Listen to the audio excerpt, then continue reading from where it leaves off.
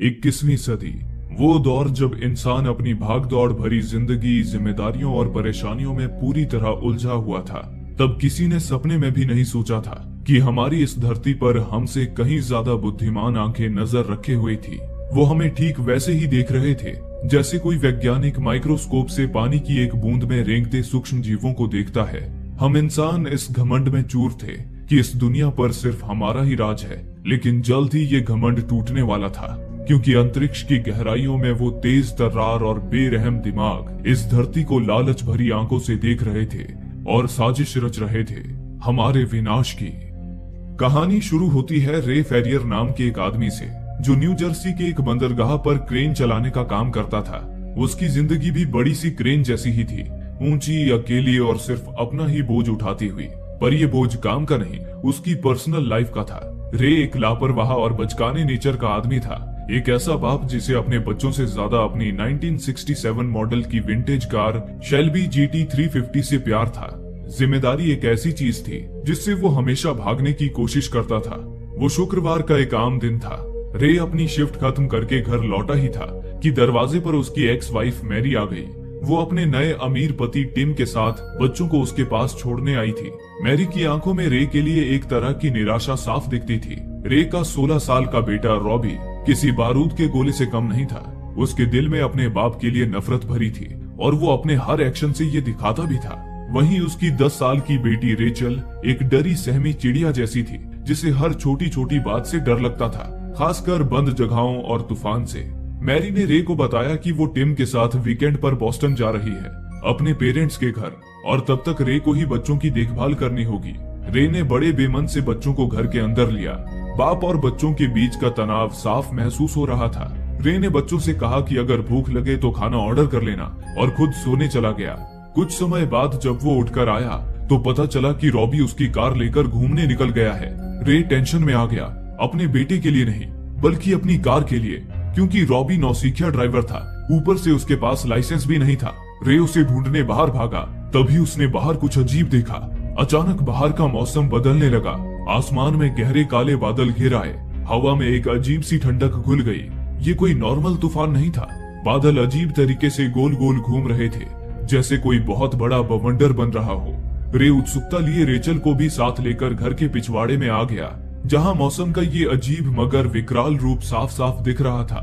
लोग इस दृश्य को कैमरे में कैद कर रहे थे, लेकिन तभी वो हुआ जिसके बारे में किसी ने सपने में भी नहीं सोचा था। आसमान से एक के बाद एक नीले सफेद रंग की बिजलियां जमीन पर गिरने लगी।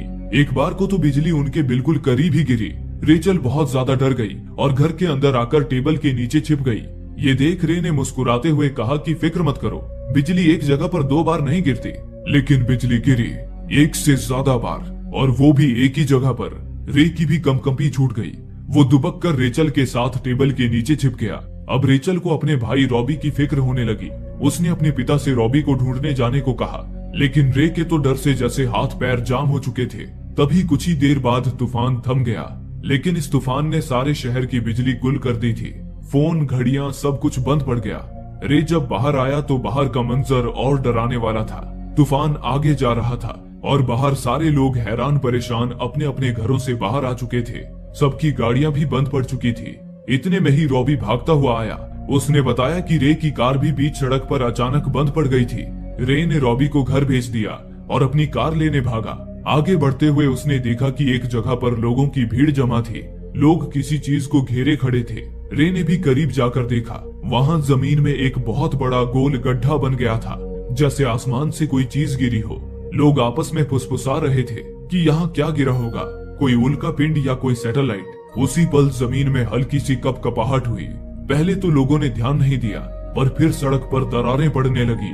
गड्ढे के आसपास की जमीन ऐसे हिल रही थी मानो नीचे से कोई चीज जोर लगाकर बाहर आने की कोशिश कर रही हो। लोग डरकर पीछे हटने लगे।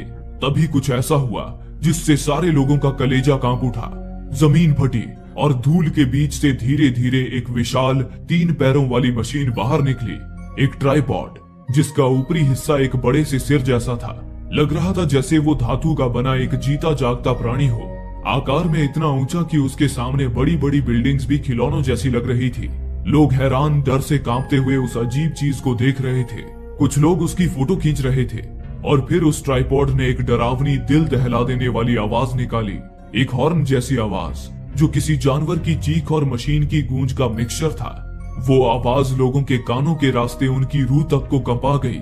इससे पहले कि कोई कुछ समझता या भाग पाता, उस मशीन ने अपने 2 लचीले टेंटिकल जैसे हथियार बाहर निकाले और लोगों पर हमला कर दिया। उन टेंटिकल से हीट रे निकल रही थी, एक ऐसी भयानक ऊर्जा जो अगर किसी पर भी पड़ती तो एक ही झटके में वो राख बनकर उड़ जाता, रह जाते तो बस उसके कपड़े। लोग चीखते चिल्लाते एक दूसरे को कुचलते हुए भागने लगे, लेकिन ट्राइपॉड उन सबसे कहीं ज्यादा तेज था। वो अपनी लंबी टांगों पर शहर में घूमने लगा और उसकी हीट रे बिना रुके आग उगलती रही। बिल्डिंग्स, गाड़ियां, इंसान जो भी उसकी चपेट में आया वो राख हो गया। रे अपनी जान बचाकर बिना सोचे समझे घर की तरफ भाग रहा था। उसकी आंखों के सामने उसके पड़ोसी, उसके दोस्त सब राख बन रहे थे। हर तरफ बस चीख पुकार और जलने की गंध थी। वो गिरता पड़ता किसी तरह अपने घर पहुंचा। उसने दरवाजा बंद किया और उसी से पीठ लगाकर जमीन पर बैठ गया। उसका पूरा चेहरा राख से सना था, दिल जोर जोर से धड़क रहा था, वो बुरी तरह कांप रहा था। रॉबी और रेचल भी उसे देख डर गए। वो रे से पूछने लगे कि आखिर हुआ क्या है, पर रे ने उन्हें कुछ नहीं बताया। उसने बच्चों से अपना सामान बांधने को कहा और अपनी बंदूक लेकर बच्चों के साथ बाहर आ गया। बाहर चारों तरफ अफरा तफरी मची हुई थी। लोग अपनी अपनी जान बचाकर भाग रहे थे। तभी रे को एक गाड़ी मिल गई जो चलने की हालत में थी। बच्चों को लेकर रे कार में सवार हो गया, लेकिन तभी कार का मालिक वहां आ गया और रे को गाड़ी खाली करने के लिए कहने लगा। रे उस आदमी को समझाता रहा कि हमारे साथ चलो, ये जगह सुरक्षित नहीं है, पर वो आदमी रे की बात मानने को तैयार ही नहीं था। उसी पल पीछे से एक गुर्राने की आवाज आई। रे की डर के मारे जान ही हलक में आ गई। ट्राइपॉड वहां आ पहुंचा था। इससे पहले कि वो आदमी पीछे देखने के लिए मुड़ भी पाता, ट्राइपॉड ने हीट रे छोड़ी और एक ही झटके में वो आदमी राख में बदल गया। ये देख रॉबी और रेचल भी कांप उठे। रे ने उनसे नीचे झुकने को कहा और पूरी रफ्तार से कार भगाने लगा। वो जैसे तैसे ट्राइपॉड्स की तबाही से बचकर अपनी एक्स वाइफ मैरी के घर आ गया, लेकिन मैरी और उसका पति टिम घर पर नहीं थे। रे दोनों बच्चों को बेसमेंट में ले गया। तभी अचानक ऊपर से एक जोरदार धमाके की आवाज आई और हर तरफ दर्द भरी चीखों की आवाज गूंजने लगी। रे पूरी रात बच्चों के साथ बेसमेंट के अंधेरे और ठंडे कमरे में छिपा रहा। रेचल डर के मारे रोए जा रही थी। रे उसे दिलासा देता रहा कि सब ठीक हो जाएगा, पर वो खुद जानता था कि वो झूठ बोल रहा है। कुछ भी ठीक नहीं था। ऐसा लग रहा था जैसे दुनिया खत्म हो रही है। अगली सुबह जब बाहर सन्नाटा हुआ तो रे ने हिम्मत करके ऊपर जाने का फैसला किया। उसने बेसमेंट का दरवाजा खोला और धीरे धीरे ऊपर आया। तभी एक भयानक मंजर उसकी आंखों के सामने था। बाहर एक प्लेन क्रैश हो गया था जो रे के घर को तोड़ता हुआ अंदर तक आ घुसा था। हर तरफ प्लेन का मलबा बिखरा हुआ था, पर जीवित बचे लोगों का कोई नामो निशान नहीं था। इसी दौरान रे ने देखा कि 2 लोग क्रैश हुए प्लेन से पानी की बोतल चुराने आए थे। रे के पूछने पर उन्होंने बताया कि वे रिपोर्टर्स हैं और मिलिट्री के साथ उस ट्राइपॉड के हमले की कवरेज लेने आए थे। रे ने उनसे ट्राइपॉड्स के बारे में पूछा कि आखिर वो क्या चीज है। इस पर रिपोर्टर ने बताया कि वो ट्राइपॉड्स क्या चीज हैं, ये कोई नहीं जानता, लेकिन वे ढेर सारे हैं और पूरी दुनिया में फैल चुके हैं और शहरों को खाक में मिला दिया है। ये जहां भी जाते हैं वहां से इंसानों का अस्तित्व ही मिटा देते हैं। इन्होंने सारी दुनिया के कम्युनिकेशन सिस्टम और सैटेलाइट्स को नष्ट कर दिया है। ये सुनकर डर और हैरानी से रे की आंखें चौड़ी हो गई। रिपोर्टर ने आगे बताया कि शायद ये ट्राइपॉड्स इंसानों से भी पहले धरती के नीचे दफन थे, किसी खास मकसद से। फिर रिपोर्टर ने रे को बिजली गिरने के वक्त की एक फुटेज दिखाई और बताया कि उनके शहर जैसा तूफान पूरी दुनिया में आया था और उसमें से जो बिजली गिरी थी वो कोई आम बिजली नहीं थी, बल्कि वो किसी कैप्सूल जैसी चीज को अपने आप में समेटे हुए थी। वो आसमान से गिरी और जमीन को चीरती हुई अंदर चली गई। उन कैप्सूल्स में शायद कोई था और अब वही इन ट्राइपॉड्स को चला रहा है। रिपोर्टर ने यह भी बताया कि इन ट्राइपॉड्स के आसपास एक अदृश्य शील्ड है जो काफी दूर तक फैली हुई है। मिलिट्री ने बंदूक, टैंक्स और रॉकेट से भी हमला किया, लेकिन उस शील्ड ने उनका बाल भी बांका नहीं होने दिया। अब रे समझ गया कि यहाँ एक पल भी रुकना मौत को दावत देना है। वो फौरन बच्चों को लेकर वहां से निकल गया। मंजिल थी बोस्टन शहर, उसकी एक्स वाइफ मैरी का घर। इस दौरान रॉबी के दिल में रे के लिए नफरत और बढ़ गई थी। वो समझ गया था कि रे एक बार फिर उसे और रेचल को उसकी माँ के पास छोड़कर खुद जिम्मेदारियों से भाग जाएगा। रॉबी अपने पिता को कायर कहकर गाड़ी से उतर गया। तभी उसे एक मिलिट्री यूनिट वहां से गुजरती हुई दिखी। वो मिलिट्री वालों को चिल्लाकर कहने लगा, मुझे भी अपने साथ ले चलो। मैं कायरों की तरह मरना नहीं चाहता, मुझे भी उन एलियन से बदला लेना है, उन्हें वापस खदेड़ना है। लेकिन मिलिट्री वाले उसके लिए नहीं रुके। रे ने जैसे तैसे उसे शांत कराया। इसी दौरान रेचल बाथरूम के बहाने रे से पीछा छुड़ाकर भाग रही थी, लेकिन आगे जाकर एक नदी ने उसका रास्ता रोक दिया। उसी पल रेचल ने एक भयानक मंजर देखा। नदी में सैकड़ों इंसानी लाशें तैर रही थी। रेचल डर के मारे चीखने ही वाली थी कि तभी रे उसके पास आ गया और उसे और रॉबी को लेकर फौरन वहां से निकल गया। रे अब हडसन नदी की ओर बढ़ रहा था ताकि वहां से बोट में बैठकर बोस्टन तक जल्दी पहुंच सके। लेकिन जब वो हडसन के करीब पहुंचे तो देखा कि शहर के सारे लोग भी नदी की तरफ ही जा रहे थे। यहाँ केवल रे के पास ही कार थी जिससे वो जल्दी बोट तक पहुंच सकता था। लोग रे से लिफ्ट मांगने लगे, लेकिन रे को बच्चों की फिक्र थी, इसलिए वो रुका नहीं। तभी भीड़ ने रे और बच्चों पर हमला कर दिया और उनकी कार छीनने के लिए उन्हें बाहर निकालने लगे। रे ने उनसे लड़ने की कोशिश की, पर वो अपनी कार नहीं बचा पाया। रे बच्चों को लेकर पैदल ही नदी तक पहुंचा। अब सिर्फ आखिरी फेरी बची थी जो पहले ही सवारियों से भर चुकी थी। रे जल्दी उस फेरी की तरफ बढ़ने लगा। इसी दौरान रेचल की नजर जंगल की तरफ गई। उसने देखा कि पेड़ों में हलचल हो रही थी। तभी एक तेज हॉर्न की आवाज गूंजी और निकल कर आए 3 विशाल ट्राइपॉड्स। उसे देख भीड़ बेकाबू हो गई। कुछ लोग फेरी की तरफ भागे तो कुछ लोग वापस शहर की तरफ। इतने में ही फेरी भी निकलने लगी। रे जैसे तैसे बच्चों को लेकर फेरी में सवार हो गया। अब ट्राइपॉड्स मौत बनकर बरसने लगे। वे किसी चींटी की तरह इंसानों को मसल रहे थे, बेरहम और बिना रुके। वहीं जो लोग फेरी में नदी पार करने निकल चुके थे, उन्हें लग रहा था कि अब वो बच गए, लेकिन उनकी ये खुशी सिर्फ कुछ पलों की थी।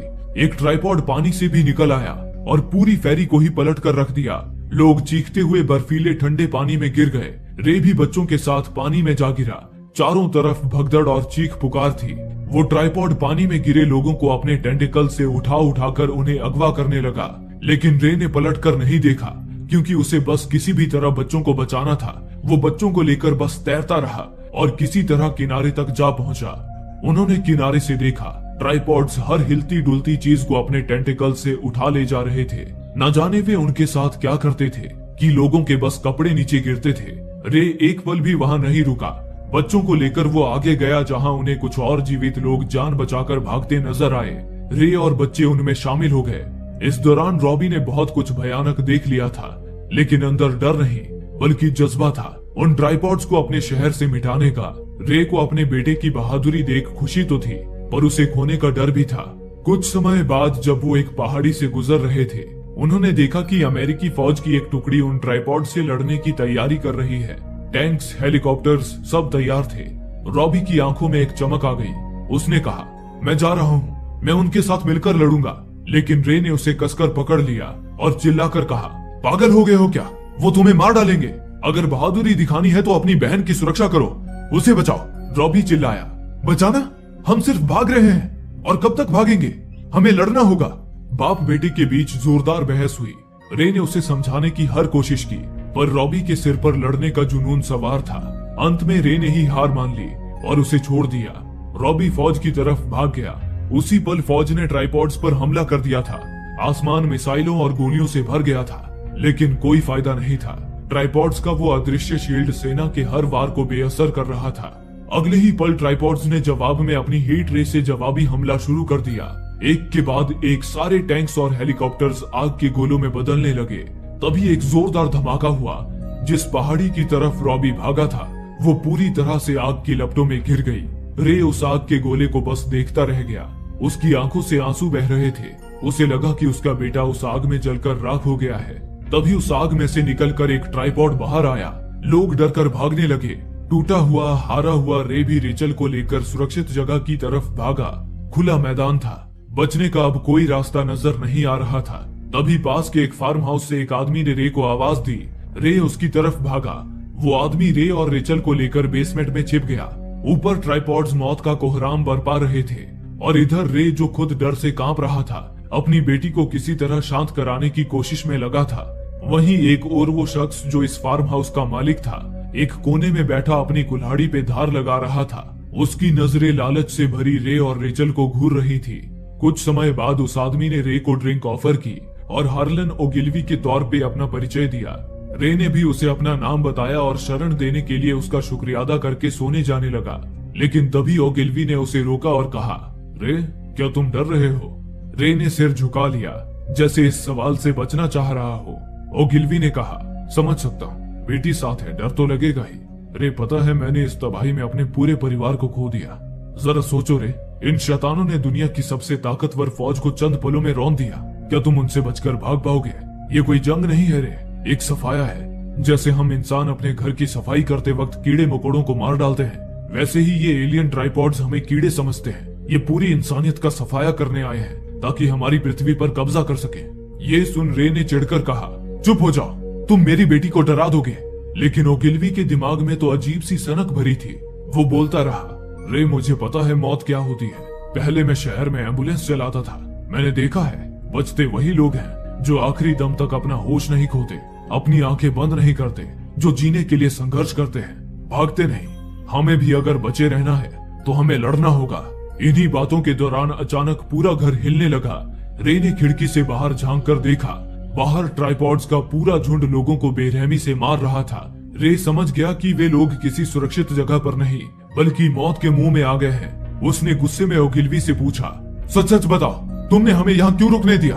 ओगिलवी ने कहा, ताकि तुम मेरे साथ मिलकर उनसे लड़ सको। तुम्हें पता है, ओसाका में जापानियों ने एक ट्राइपॉड मार गिराया। इसका मतलब है कि उनकी कोई कमजोरी है। अगर वो ट्राइपॉड्स को मार सकते हैं तो हम क्यों नहीं? अब हम जमीन के नीचे हैं, ठीक उनके पैरों के नीचे। जब सही समय आएगा तब हम हमला करेंगे और उन्हें वही सरप्राइज देंगे जो उन्होंने हमें दिया था। रे समझ गया कि ओगिलवी पागल हो चुका है, उसे अब बस मौत नजर आ रही थी। इसी दौरान रे ने देखा कि उनके बेसमेंट के अंदर अजीब सा लाल रंग का जड़ नुमा पौधा उग आया था।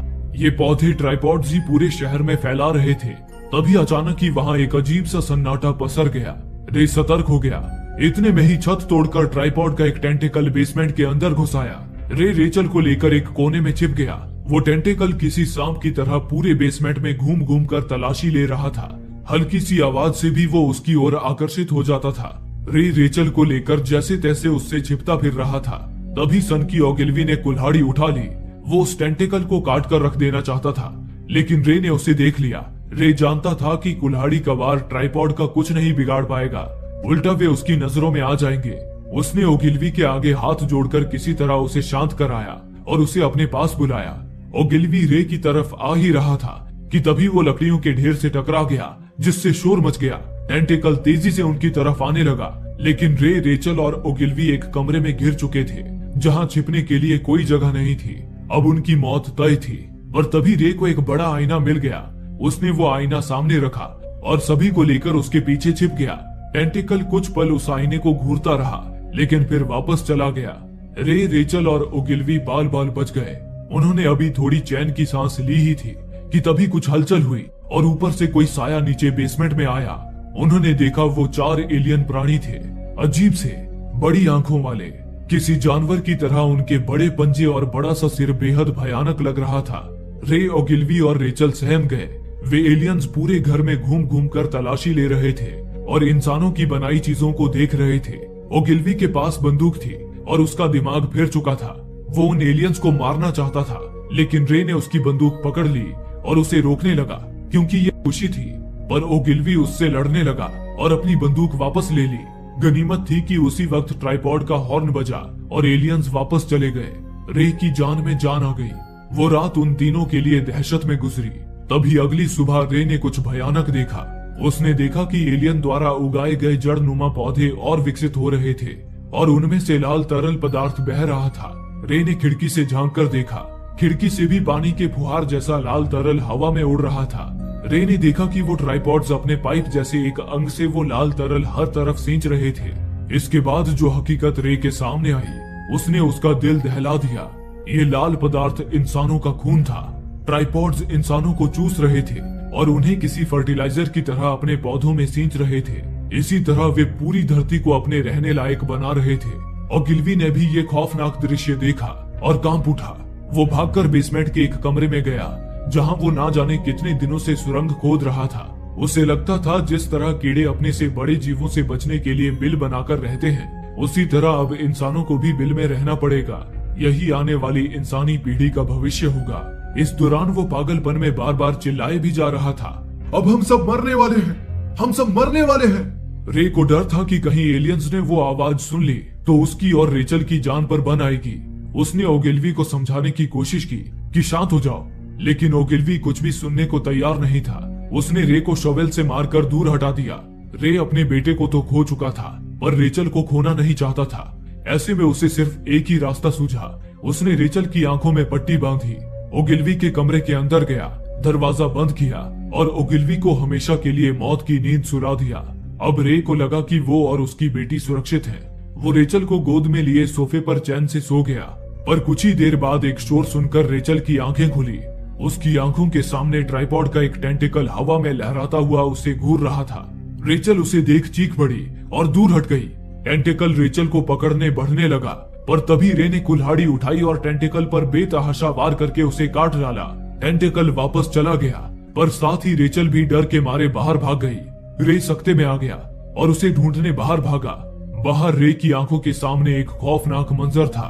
हर तरफ जड़नुमा एलियन पौधों का जाल बिछा हुआ था, इंसानों के खून से सना।